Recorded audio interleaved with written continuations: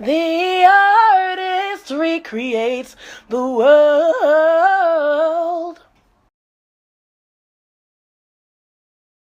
Welcome to the Artist Recreates the World. I'm with Desiree Hadley, creator, director, artist, makeup artist, editor of Urban Girl Magazine.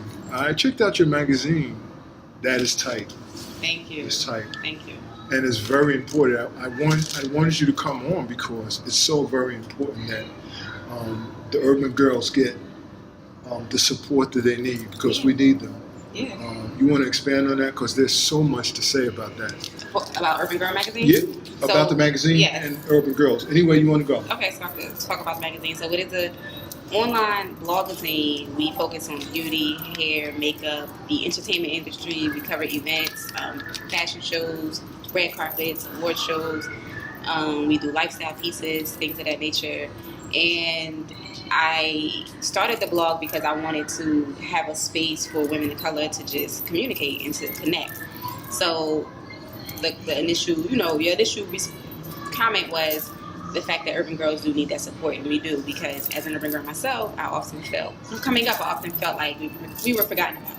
Or like as an urban woman, you're one-sided, you're not intelligent, you don't care about worldly views, you don't care about the news, you don't care about politics. And I had to create this platform where women of color, so women in the urban world or urban environment, can feel accepted. You know what I'm saying? Put out this positive media of women of color, So important. It's so very important. Right. It allows the urban girl to embrace the right. Mm-hmm. Whereas over the past years, we might have a Jet and an Ebony, or so many other magazines, right. Physical magazines, but they cannot cover the vast array or all these areas that these issues that the urban girl has. Exactly. From just growing up in Newark, from like poverty to just dealing with everyday things that you see in Newark as an urban woman, to even like enjoying hip hop, but not living that life to the point where you're like out here like twerking everywhere. You know what I'm saying? Like, but you could still appreciate hip hop as an urban girl, but you could also have a certain dignity and respect for yourself as well. You know what I'm saying? And that's why I brought this about, because I'm like, yes, I'm urban, I'm from the urban world, but some of these negative depictions of women who come from where I come from are not speaking to me. So at all. Right. And I feel like with urban cities, every urban city they have that silver lining. You know what I'm saying? Like DC, Newark, Brooklyn, Detroit, LA, we all have that similarities, when it comes to the urban environment. So I thought it was an easy way to connect women no matter where you're from, no matter what urban city you're from. And your the website is on spot. I mean, I was checking out the site before we talked, mm-hmm. and I saw the article about Gabriel Union. I was like, whoa. I mean, I was like, wow. I mean, and I'm saying that almost like I was excited to see that you're on the cutting edge. Right. You know what I'm saying? Yeah. Because we don't know what the expectation is, and that's why people such as yourself need to come out here and put such a great product together. Right. You have videos. You just have the hat, the red hat that I saw. Yeah, the today. dad hats that I'm selling. What's the name of it? The title? It's a dad hat, but it says the saying on it. It's a spin on words from what the president. Yes, I know. So it says, "Make Black women queens again," and it's a really good seller. Like, I've been selling out. I had someone from Detroit buy one, someone from Cali buy one, another person from Maine buy one, a few people in the city of Newark buy a few of them. So they've been selling out. People love it, and I know there's a lot of people tell me, like, when they wear that hat, they get a crazy reaction from folks, And so that's why I like to do this series, because people don't understand that what you do, your writing, is an art that really changes the way people see themselves, how they perceive the world, and then they go out and they come with a different product. They're able to be something different, more in keeping with who they are as a person of color, as an urban girl, and So people, I don't know if people realize the importance of that. You have a lot of followers on Instagram. You got like almost 14,000. Close to 14. Yeah. Instagram been playing with me though. Instagram been playing with me. They do that sometimes. What, Yeah, right? Sometimes your numbers be going up, but then they go down. Or they like what I've noticed. I've been at 13,799, and even when I get more followers, people start following. That number doesn't change, and I'm like, what's going on, Instagram? Why do they do that? I don't know. They're trying to control us. They don't want us to blow up. No, just joking. But yeah, so it is. I mean, Instagram is going well. Social media is going good.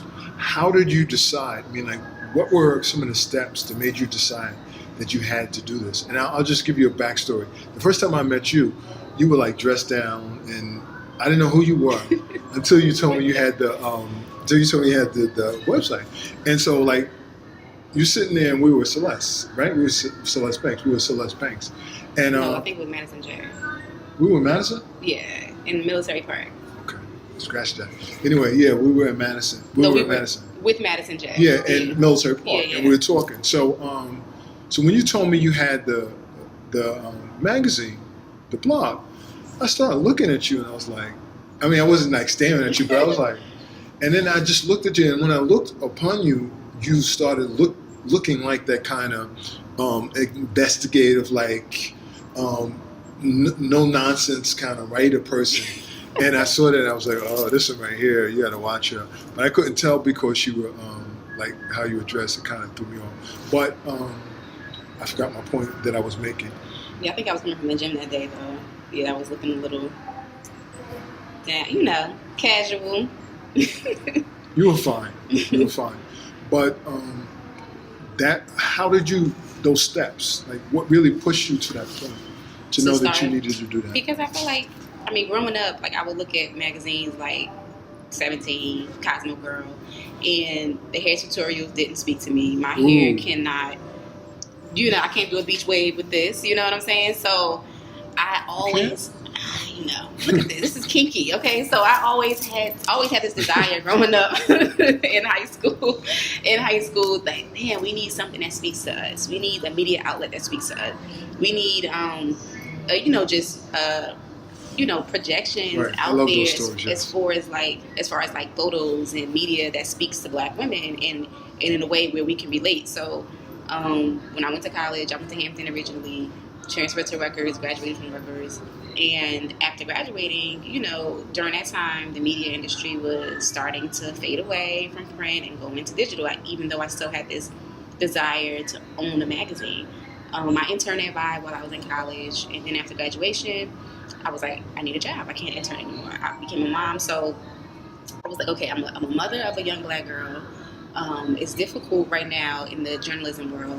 What can I do to still hold on to my dreams and still put them in motion and to still just feed that desire to create this media outlet? So I started a blog. I started a blog on WordPress. Originally, it was urbangirlmag.wordpress.com. It started as a hobby. But then I noticed I was getting emails from authors, emails from people all over the country wanting me to interview them, wanting me to write about them.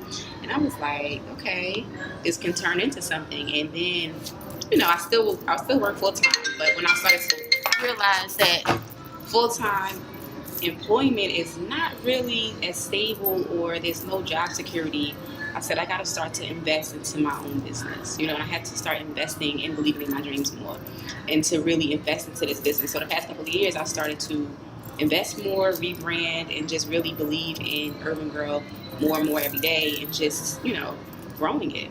Invest more, rebrand, and believing. Yeah. Invest more, rebranding, and believing. That's what creates, your reality. You have that's to good believe in stuff. yourself. Yeah. That's good stuff right there. Yeah, and then I think about it like one day I'll be able to give it to Nyla. That's my daughter's name. One day I'll be able to give it to her. If she don't take anything else from her mother, it'll be my work ethic, and it'll be this brand that I've built that she can continue to carry on this legacy. So that's how it started. So what is art to you? How do you define art? Art is the ability to break away from reality and to create something that the world needs, or to improve something that we already have and to make it even better. Whether it's writing, You know, create something the world needs. Yes, and you stimulate thinking too. Like whether it's writing, whether it's painting, whether it's music, drawing, building. You're creating. You know what I'm saying? We're put here to create, to be creative, to construct, and I mean that's what art is. Like I feel like my blog is art. It's a form of art. It is. It is definitely. You know, from the color scheme to the people we interview. Color was good. How did you get that color on that? Those colors are just like they're like. I don't know. You have something going on with the color, or you well, had it came to me. It came to me like the color. I wanted bright colors. I wanted something that could stand out. So I chose to make the scheme bright colors, bright orange, bright pinks, bright green. It's very simple, but it's just feminine. and it's fun though. You know, people to feel that energy. It's like fun, exciting, youthful. So yeah, so to me that's art. I mean, just the ability to create something, no matter what it is, you're creating. You know. And so, how does your spirituality tie in with your art? Okay, that's a good question. So that's the next interview we'll take care of. Right. Well, spirituality ties into art because I feel like God gives us, He gives us the ability. He gives us a purpose when we come to this earth, right? We have a purpose. We have a reason for being here. When we are born, we're given that seed of what we're going to plant into the world and grow. And I feel like part of my purpose is to create. Let me turn my phone on. I'm sorry. Dee tried. Dee, we're doing our interview. Right. And especially break you up in the middle of your theology. Right. Because I'm over here trying to, No, but so my spirituality definitely ties in with my art because that's where I get my motivation from. Meditation, prayer, believing. That's all a part of this. These are all spiritual concepts. And I feel like I was saying, God put us here with a purpose, right? We're given a dream, a purpose, something we want to do. We don't know how we're going to do it, but we know we want to do it. Say that. We don't know how we're going to do it, but we know we got to get it done. You know what I'm saying? While we're here. So I feel like I was given the purpose, or part of my reason for being here is to create this brand for Black women, to speak for Black women, to be a mouthpiece for Black women, to just support and show love and to create a positive image for women of color. And that was a part of my reason. I feel like that's part of my reason for being here, and to be an inspiration, to others and to other women, to let them believe, urban girls, to let them believe you can do anything you want to do as long as you put your mind to it. Nothing is impossible. And the other thing is that we must realize we are actually taking away market share from, whether you want to call it the powers that be. We have to do this work because that market share, whether it be the clothing line, whether it be for content, when we do products like this and we develop and we, like you talked about, rebrand and we build, we are taking time and space away from these other institutions, right, that stamp our urban girls a certain way. Right. And to me, that's the most important thing. I know we don't talk about that. Right. Mm-hmm. Right. Yeah, that's what it's about. That's the most important part. And then, just seeing now how, a lot of blogs are coming about, because I guess there was a lot of women out here who felt the same way I did growing up. Which is cool. Yeah, a lot of blogs that are similar to mine. But even like now, you have Elle Magazine interviewing Cardi B, or you have Elle Magazine giving braiding tutorials, and it's like, where were you when I was 15, Elle? No, but they don't want to lose the market share. Exactly, they're afraid of us because we're creating now. Right. We have the ability and the power to create. Right. So now that they see us, and I can't tell you how many times I may have posted something or wrote something, and I'll see a similar thing on a larger platform, and I'm like, that's where we're going. Are they watching? No. That's where they're going. Yeah. That's where we're going, because and that's why I keep saying my statement. I stand by it. The artists, these celebrities. I only got 2 more minutes, y'all. The artist recreates the world, in every aspect. If you're writing, go out there and recreate the world. It's going to take time. It's going to be incremental. Yeah. It's not like the lottery. It's not like the Powerball. Right. We have to be consistent. We have to have a good creative element, and we have to build on it. We have to tweak it. And you said rebrand. That's better. And rebrand again. and get And people learn. to follow us. And get people on your team who can help you to create. People who are better at something, even though you want to do everything. It's like, okay, you can have an influence in everything, but you have to get someone who's an expert at this, at editing or at shooting. Put the camera off. Now, where can people follow you? You can follow me on Urban Girl Mag. Yes. On Instagram, Urban Girl Mag. On Twitter, UrbanGirl_Mag. On Facebook, Facebook.com/UrbanGirlMag. And you can check out the website, UrbanGirlMag.com. Yeah. It is. It's dopeness. It's there. It's there, and I'm excited to see what else you're going to do in the future. Any other well, you got enough on your plate. I'm not going to ask you about no books or films and stuff, right? Well, what that I'm reading or that you have in mind. I mean, you have all the tools. Well, I want to do a podcast next year, starting next year. There you go. I knew you had something else on there. Yeah. So same name. Yeah, Urban. It's going to be probably the Urban Girl Podcast, or, something like that. I'm going to play with the name a little bit. Good. But I'm going to start a Facebook Live broadcast weekly to build up to the podcast. So I love my artists. When I hear my artists, they understand that they're taking space. You're going live. You're being consistent. That's you building. You're building not only a platform, but you're building a following. Yeah. Because when you're on consistently, people are going to come back. People want to know what you're doing. Yeah. And then even looking at some people who signed up for my mailing list, I'm like, oh, this person follows me. You got a few celebrities in there. I'm like, okay, I see y'all. Okay. All right. Thank you for coming by. Continue success. Continue doing your work. Me. Oh, no problem. Peace. We're out. Yes.